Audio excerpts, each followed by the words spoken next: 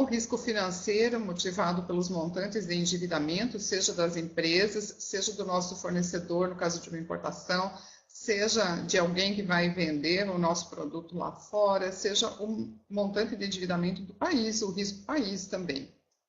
O risco de câmbio, motivado pelas flutuações da paridade das divisas, as valorizações e desvalorizações cambiais. Hoje, o dólar está numa situação, o dólar ou outra moeda, né?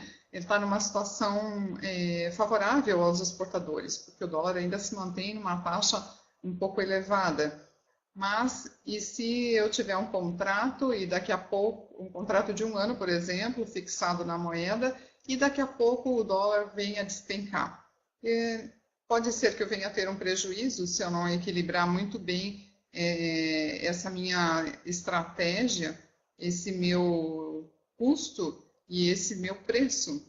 Então, esse meu contrato pode vir a ter alguns problemas. Eu posso vir a ter prejuízo, inclusive, na minha operação. O risco político, motivado por fatores de índole política e social. Nós estamos vendo agora a situação que nós temos de greve de transportadores. Então, isso afetou, as notícias todas estão nos mostrando, né? Afetou grandemente a economia, afetou as empresas que têm que cumprir contratos internacionais, não podem escoar, né, sua carne, seu frango, enfim, não só as commodities, mas todas as outras mercadorias sujeitas a contratos, a prazos. Isso são fatores que independem muitas vezes do fabricante, mas que vai influenciar lá na entrega e justamente na sua sequência de negócios. Algumas medidas ainda protecionistas e de riscos, a regulamentação sobre exportações e importações. Nós temos, por exemplo, no Brasil, algumas regras para importar determinados produtos. Eles exigem que se tenha uma licença de importação prévia ao embarque. Outros produtos são vetados à importação. A mesma coisa para exportação, conforme alguns países, pode ser que são sujeitos a algumas regulamentações específicas e a restrições sobre remessas também. Tem países que eu não posso exportar livremente, eu tenho que sou sujeita a algumas regulamentações. Algumas normas restritivas, a gente conhece bastante, se formos falar de commodities, de carne, por exemplo, a gente tem bastante restrições de alguns países, né? Se a gente for falar, por exemplo, do Oriente Médio, alguns países, conforme a religião, eles têm normas restritivas ao abate de aves, por exemplo. Elas têm que estar de acordo, se a gente for falar de um porco halal, né, elas têm que estar de acordo também com morrerem, né, ou não ter sangue na sua carne, ou então elas têm que estarem voltadas a Meca, enfim, tem várias situações que são normas restritivas também, que a gente tem que se adaptar para se internacionalizar. As políticas contábeis de alguns países, as garantias de transferência, os transfer price, que nós temos que cumprir também, dependendo dos países.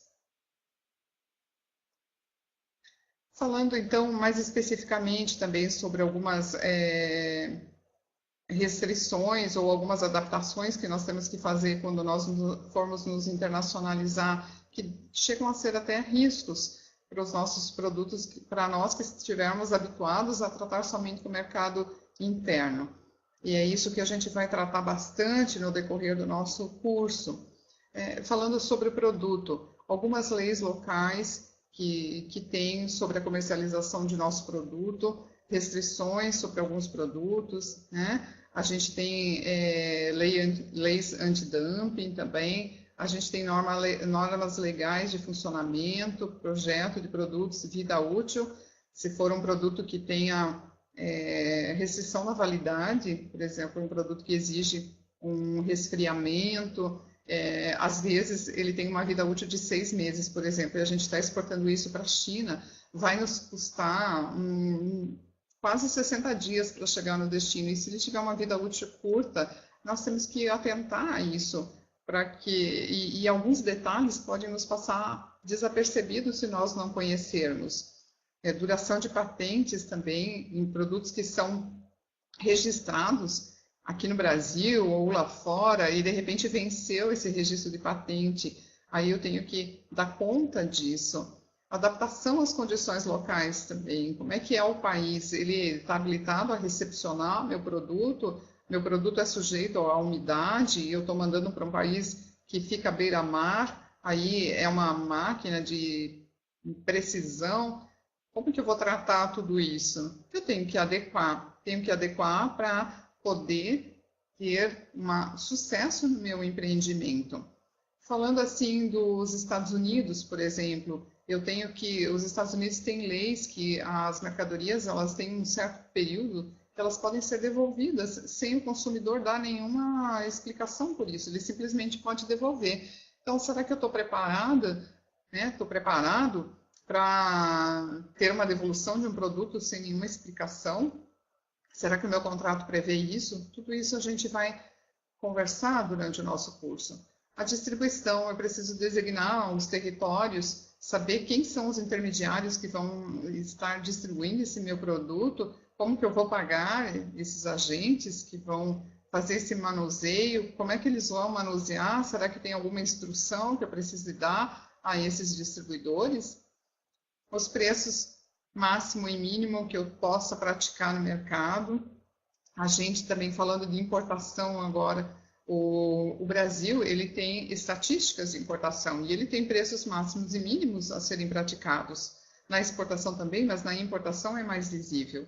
A gente tem o que a gente chama de canal cinza, que se uma mercadoria cair nesse canal, quando nós estivermos importando, nós vamos ter que explicar e justificar para uma aduana qual é esse preço. E se ele estiver abaixo do que é praticado no mercado, nós vamos ter que adequar e recolher esses impostos pela diferença. Ou então a gente tem que estar muito bem justificado, porque a aduana pode vir a nos pedir consularização de documentação, onde demonstre que lá fora esse preço ele foi vendido dentro da normalidade, dentro daquele preço mínimo. Então, tanto na importação quanto na exportação, a gente tem que estar atento a isso também e saber onde procurar, saber como tratar desse tema.